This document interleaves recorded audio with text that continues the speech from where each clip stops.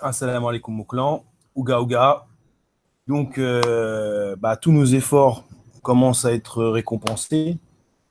On a fait une série de vidéos où on a attaqué les souriens en expliquant ce que c'était qu'un sourien, qui se référait à rien. Et on fait une mise au point sur une vidéo sur justement la souveraineté vs les souriens. Et 6 heures plus tard, le chef des souriens, accrochez-vous bien, c'est comme qui dirait encore une victoire du clan. Le saurien se met à reconnaître que le droit naturel est un piège, qu'il vient tout droit des francs-maçons. Il vient de s'en rendre compte. Il a changé sa grille de lecture. Il est, je savais pas. Ça fait plus d'1 an qu'il travaille dessus, qu'on lui en parle, mais il ne savait pas. Jérémiade. Donc ça, c'est les carnets des Jérémiades. Le chef des souverains vient de reconnaître que le droit naturel était une œuvre des francs-maçons, qu'elle n'avait pas lieu d'être, et que puisqu'on avait un créateur, on ne pouvait pas légiférer par nous-mêmes. Mais alors, c'est là où toute l'ironie, toute la beauté, elle est immense. C'est que à la fin de sa vidéo, il va réussir à nous expliquer que en fait, ils vont écrire eux-mêmes leurs lois en fait. Hein.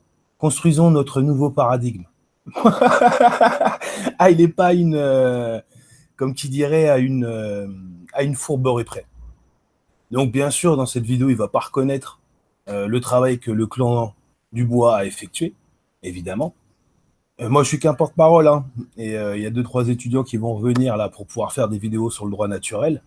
Mais ce qui est remarquable, c'est qu'il a fallu cette pression d'1 semaine et demie pour pouvoir les emmener à réfléchir à autre chose.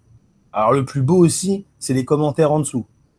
Les gens qui nous insultaient. Oui, mais toi, puisque t'es un souverain, comment tu fais pour te préférer à un créateur?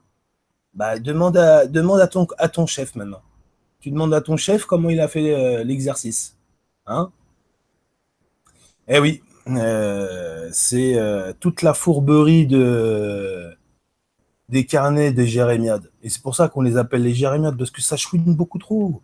Et je vous invite à aller voir la vidéo que j'ai fait sur ce triste personnage, où euh, vous allez voir que dans l'intimité, puisque je le connais intime, je l'ai connu pendant un petit moment intimement, euh, pour lui, la souveraineté, c'est un moyen de vendre des meubles. Rappelez-vous de ça. Motus Proprio, à la base, c'est un réseau de vente de meubles. D'ailleurs, c'est un commercial. Et plusieurs fois, il m'a expliqué comment il a escroqué des personnes âgées pour vendre des intérieurs de meubles et qu'ils n'avaient pas les moyens. Il leur faisait faire des prêts.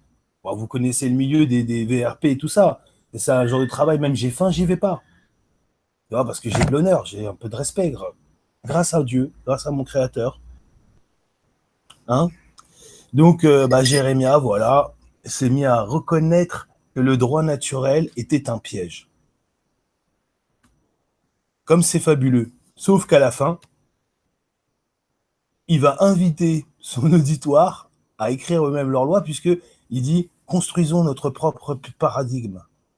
Donc, tu recommences la même chose que les francs-maçons. Ah, t'es vraiment un franc-maçon 2.0, mon pote, cherche pas à comprendre. T'as beau essayer toutes les fourberies, toutes les pirouettes, ça ne fonctionne pas. Donc, on va préparer une vidéo, on va pouvoir montrer un petit peu plus explicitement cette, cette escroquerie, hein, soyons clairs. Et puis, je sais pas, vous êtes 4 là. S'il y en a qui veulent discuter, il n'y a pas de problème.